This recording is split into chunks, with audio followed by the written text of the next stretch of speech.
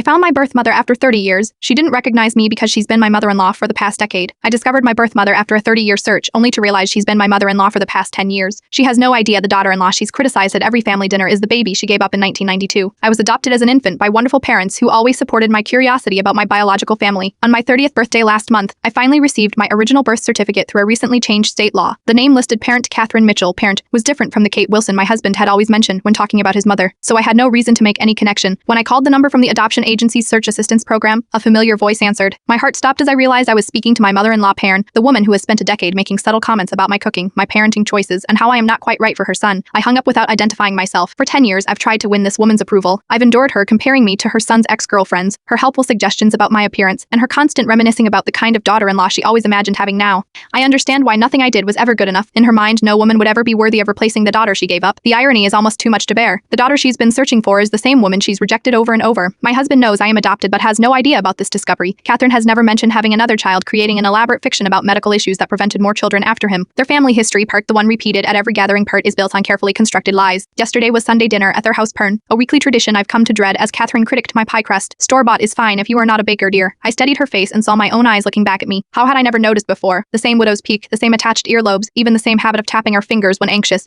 When she mentioned again how she'd always wanted a daughter, I nearly choked on my coffee. What would you have named her? I asked. My voice surprisingly steady. Elizabeth, she said without hesitation.